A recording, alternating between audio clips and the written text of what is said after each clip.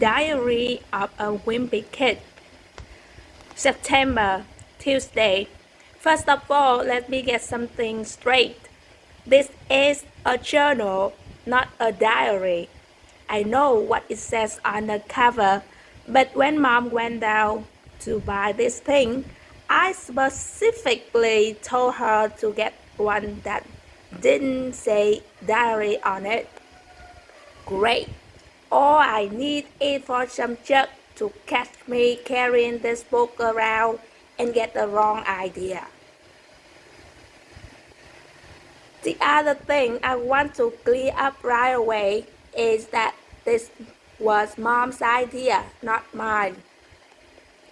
But if she thinks I'm going to write down my feelings in here or whatever, she's crazy.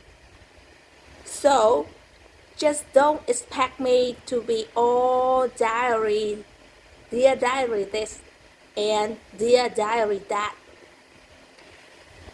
The only reason I agreed to do this at all is because I figure later on, when I'm rich and famous, I'll have better things to do than answer people's stupid questions all day long. So this book is gonna come in handy. Like I said, I'll be famous one day, but for now, I'm stuck in middle school with a bunch of morons. Let me just say for the record that I think middle school is the dumbest idea ever invented. You got kids like me who haven't hit their growth spurt yet, mixed in with these gorillas who need to shave twice a day. And then they wonder why bullying is such a big problem in middle school. If it was up to me, grade levels would be based on height, not age. But then again, I guess that would mean kids like Chiragupta would still be in the first grade. Today is the first day of school, and right now we just waiting around for the teacher to hurry up and finish the sitting chart. So I figure I might as well write in this book to pass the time. By the way, let me give you some good advice. On the first day of school, you got to be real careful where you sit. You walk into the classroom and just plunk your stuff down on any old desk, and the next thing you know, the teacher is saying, I hope you all like where you are sitting because these are your permanent seats. So in this class, I got stuck with Chris Hosey in front of me and Lionel James in back of me. Jason Brill came in late and almost sat to my right, but luckily I stopped that from happening at the last second. Next period, I should just sit in the middle of a bunch of hot girls as soon as I step in the room. But I guess if I do that, I just prove I didn't learn anything from last year. Oh, man, I don't know what is up with girls these days. It used to be a whole lot simpler back in elementary school. The deal was, if you were the fastest runner in your class, you got all the girls. And in the fifth grade, the fastest runner was Ronnie McCoy. Nowadays, it's a whole lot more complicated. Now it's about the kind of clothes you wear and how rich you are, or if you have a cute butt or whatever. And kids like Ronnie McCoy are scratching their heads wondering what the heck happened. The most popular boy in my grade is Brian Anderson. The thing that really stinks is that I have always been into girls, but kids like Bryce have only some come around in the last couple of years.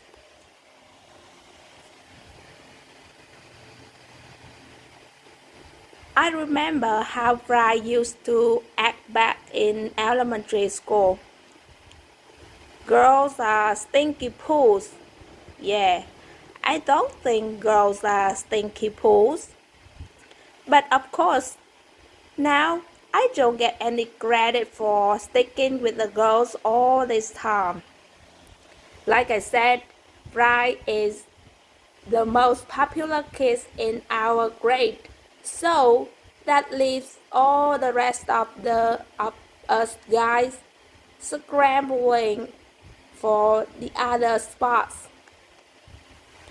The best I can figure is that I'm somewhere around 52nd or 53rd most popular this year. But the good news is that I'm about to move up one spot because Charlie Davies is above me, and he's getting his braces this week. I try to explain all this popularity stuff to my friend Rowley, who is probably hovering right around the 150 mark, by the way. But I think it just goes in one ear and out the other with him. Wednesday. Today I had visit, so the first thing I did when I got outside was sneak up to the big basketball court to see if the cheese was still there. And sure enough, it was. That piece of cheese has been sitting on the back top since last spring. I guess it must dropped out of someone's sandwich or something. After a couple of days, the cheese started getting all moldy and nasty. Nobody would play basketball on the court where the cheese was, even though that was the only court that had a hoop with a net. Then one day, this kid named Darren Walsh touched the cheese with his finger, and that's what started this thing called the cheese touch. It's basically like the cool tease. If you get the cheese touch, you're stuck with it until you pass it on to someone else. The only way to protect yourself from the cheese touch is to cross your fingers.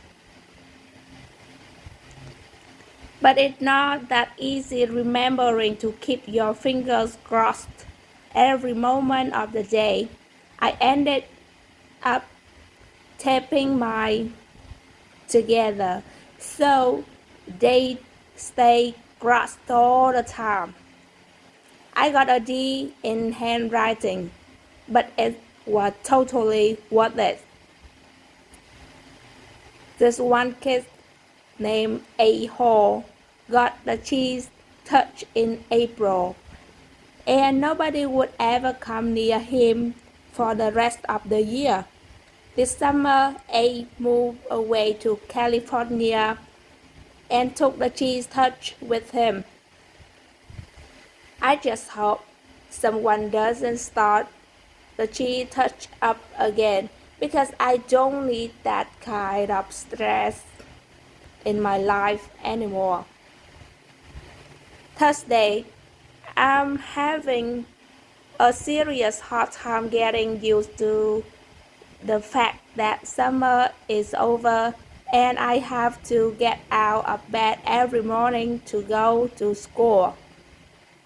My summer did not exactly get off to a great start thanks to my older brother Roderick. A couple of days into summer vacation, Roderick woke me up in the middle of the night. He told me I slept through the whole summer, but that luckily I woke up just in time for the first day of school.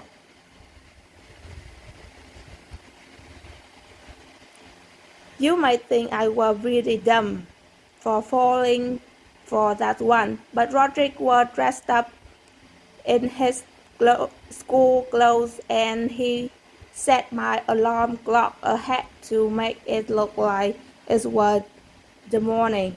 Plus, he closed my curtains so I couldn't see that it was still dark out.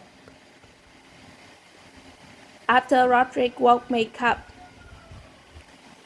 I just got dressed and went downstairs to make myself some breakfast, like I do every morning on a school day.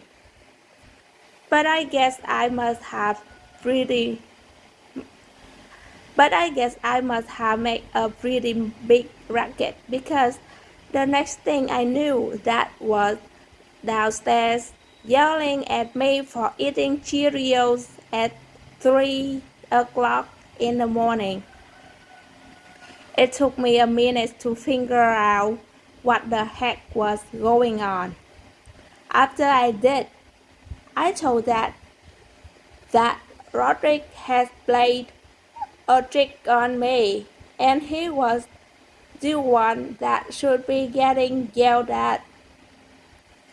Dad walked down to the basement to chew Roderick out, and I tagged along. I couldn't wait to see Roderick get what was coming to him. But Roderick covered up his tracks pretty good. And to this day, I'm sure that thinks I got a screw loose or something. Friday. Today at school we got assigned that to reading groups. They don't come right out and tell you if you're in the gifted group or the easy group. But you can figure it out right away by looking at the covers of the books they hand out. I was really disappointed to find out I got put in the gifted group because that just means a lot of extra work. When they did the screening at the end of the last year, I did my best to make sure I got put in the easy group this year. Mom is real tight with our principal, so I'll bet she stepped in and make sure I got put in the gifted group again. Mom is always saying I'm a smart kid, but that I just don't apply myself.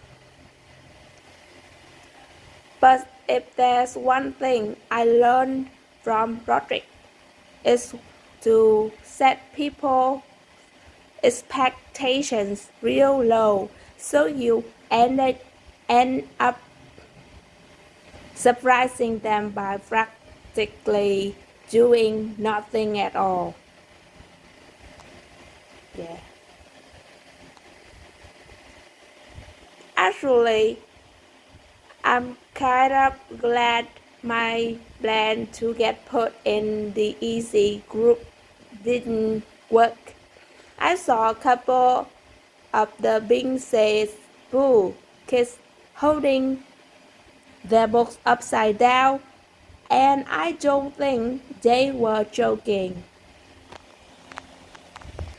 Saturday. Well, the first week of the school is finally over. So today I slept in. Most kids wake up early on Saturday to watch cartoons or whatever, but not me.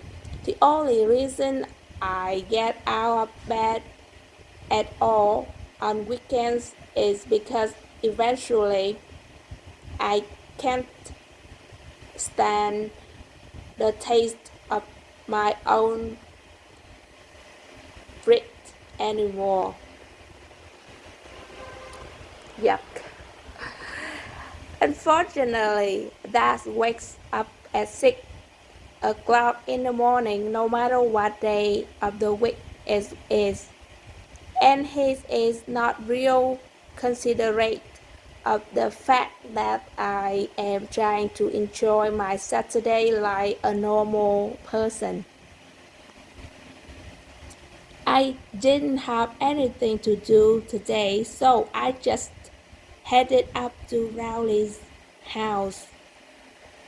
Rowley is technically my best friend, but that is definitely subject to change.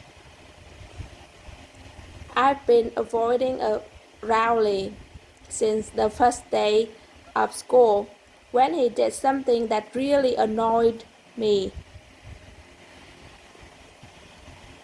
We were getting our stuff from our lockers at the end of the day, and Rowley came up to me and said, "Want to come over to my house and play?" I have told Rowley at least a billion times that now that we're in middle school, you are supposed to say hang out, not play. But no matter how many noogies I give him, he always forgets the next time. I've been trying to be a lot more careful about my image ever since I got to middle school, but having Rowley around is definitely not helping. I met Rowley a few years ago when he moved to my neighborhood. His mom bought him this book called How to Make Friends in New Places, and he came my house trying to do this dumb gimmick. I guess I kind of felt sorry for Rowley, and I decided to take him under my wing. It's been great having him around, mostly because I get to use all the tricks Roderick pulls on me.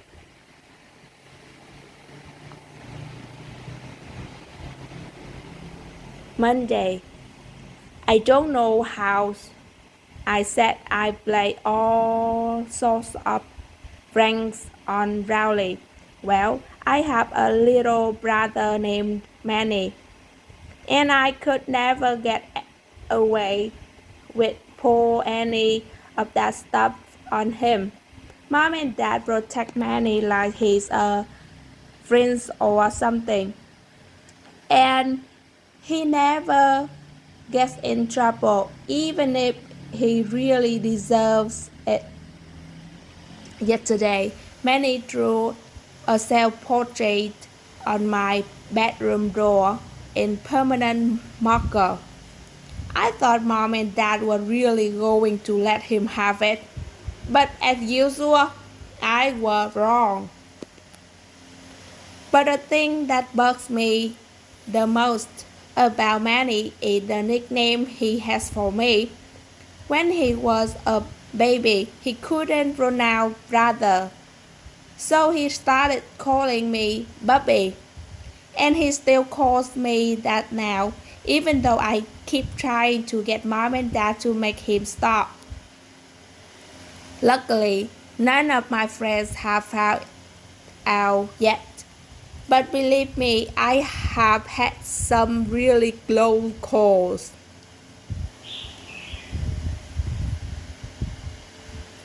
Mom makes me help Manny get ready for school in the morning. After I make Manny his breakfast, he carries his cereal bowl into the family room and sits on his blanket party. And when it's time for him to go to daycare, he gets up and dumps whatever he didn't eat right in the toilet. Mom is always getting on me about not finishing my breakfast, but if she had to scrape corn flakes out of the bottom of a plastic party every morning, she wouldn't have much of an appetite either. Tuesday, I don't know if I mentioned this before, but I am super good at video games. I bet I could beat anyone in my grade head to head. Unfortunately, that does not exactly appreciate my skills. He's always getting on me about going out and doing something active. So, tonight after dinner, when Dad started hassling me about going outside, I tried to explain how with video games you can play sports like football and soccer, and you don't even get all hot and sweaty. But as usual, Dad didn't see my logic.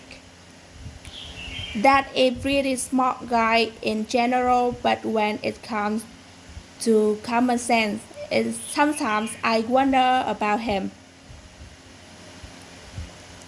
I'm sure that would dismantle my game system if he could figure out how to do it. But luckily, the people who make these things make them parent-proof. Every time that kicks me out of the house to do something sporty, I just go up to Rowley's and play my video games there. Unfortunately, the only games I can play at Rowley's are car racing games and stuff like that. Because whenever I bring a game up to Rowley's house, his dad looks it up on some parents' website. And if my game has any kinds of fighting or violence in it, he won't let us play. I'm getting a little sick of playing Formula One racing with Rowley because he's not a serious gamer like me. All that you have to do to beat Rowley is name your car something ridiculous at the beginning of the game. And then when you pass Rowley's car, he just falls to pieces. Anyway, after I got done mopping the floor with Rowley today, I headed home. I ran through the neighbor sprinkler a couple times to make it look like I was all sweaty, and that seemed to do the trick for that. But my trick kind of backfired because as soon as Mom saw me, she made me go upstairs and take a shower. Wednesday, I guess Dad must have been really happy with himself for making me go outside yesterday because he did it again today. It's getting really annoying to have to go up to Rowley's every time I want to play a video game. There's this weird kid named Franklin who lives halfway between my house and Rowley's, and Franklin is always hanging out in his front yard, so it's really hard to avoid him. Franklin is in my physics class at school, and he has this whole made-up language. Like when he needs to go to the bathroom, he says, "Juice, juice." Us kids have pretty much figured Franklin out by now, but I don't think the teachers have really caught on yet. Today, I probably would have gone up to Rowley's on my own anyway, because my brother Roderick and his band were practicing down in the basement. Roderick's band is really awful, and I can't stand being home when they're having rehearsals. His band is called Loaded Driver, only it's spelled Loadeddiper on Roderick's band. You might think he spelled it that way to make it look cooler, but I bet if you told Roderick how Loaded Driver is really spelled, it would be news to him. That were against the idea of Roderick starting a band, but Mom was all for it. She's the one who bought Roderick his first drum set. I think Mom had this idea that we all going to learn to play instruments and then become one of those family bands like you see on TV that really hates heavy metal, and that's the kind of music Roderick and his band play. I don't think Mom really cares what Roderick plays or listens to, because to her all music is the same. In fact, earlier today Roderick was listening to one of his CDs in the family room, and Mom came in and started dancing. That really bugged Roderick, so he drove up to the store and came back 15 minutes later with some headphones, and that really much took care of the problem. Yesterday Roderick got a new heavy metal CD, and it had one of those parental warning stickers on it.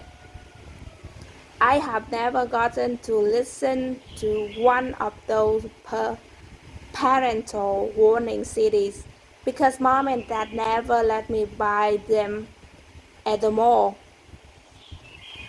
So I realized the only way I was gonna get a chance to listen to Roderick City was if I snuck it out of the house.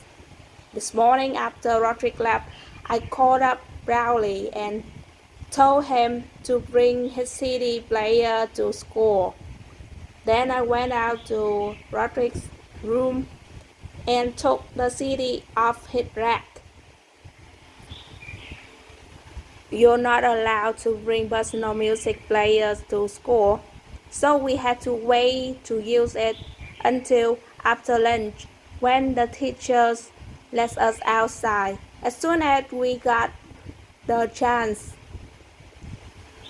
me and Rowley snuck around the back of the school and loaded up Roderick City. But Rowley forgot to put batteries in his CD player, so it was really much worthless. Then I came up with this great idea for a game. The object was to put the headphones on your head and then try to shake them off without using your hands. The winner was whoever could shake the headphones off in the shortest amount of time. I had the record with 7.5 seconds, but I think I might have shook some of my feeling loose with that one. Right in the middle of our game, Missy Gregg came around the corner and caught us red-handed.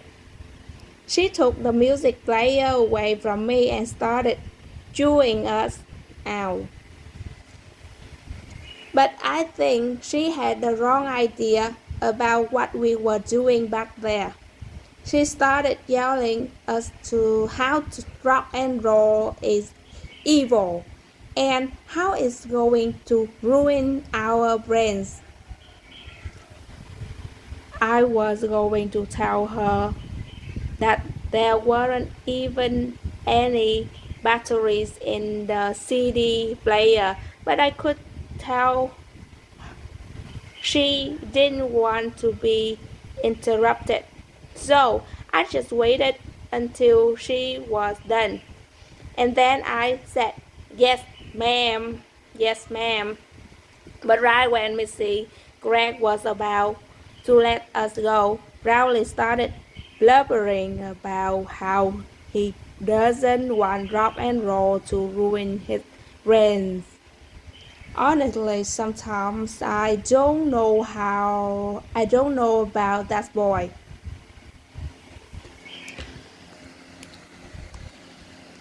From Friday. Now I've gone and done it.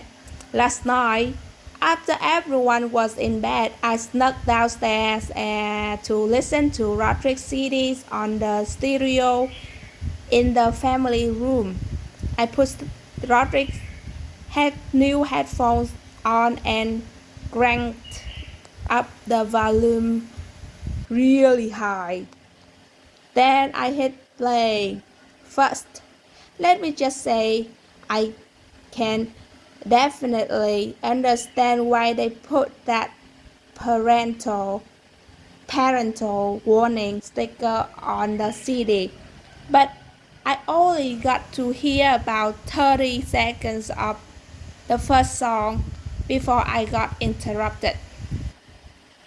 It turns out I didn't have the headphone plugged into the stereo, so the music was actually coming through the speakers, not the headphones.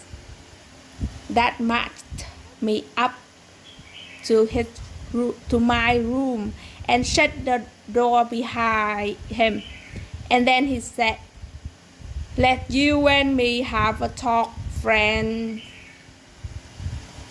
Whenever that said friend that way, I know you're in trouble. The first time that ever said friend like that to me, I didn't get that he was being sarcastic. So I kind of let my guard down. I don't make that mistake anymore. Today, Dad yelled at me for about 10 minutes, and then I guess he decided he'd rather be in bed than standing in my room in his underwear. He told me I was grounded from playing video games for a week, which is about what I expected. I guess I should be glad that's all he did. The good thing about that is that when he gets mad, he cools up, he cools up real quick, and then it's over. Usually, if you mess up in front of Dad, he just throws whatever he's got in his hands at you. Mom has a totally different style when it comes to punishment. If you mess up and mom catches you, the first thing she does is to take a few days to figure out what your punishment should be. And while you're waiting, you do all these nice things to try to get off easier. But then after a few days, right when you forgot you're in trouble, that's when she laid it on you.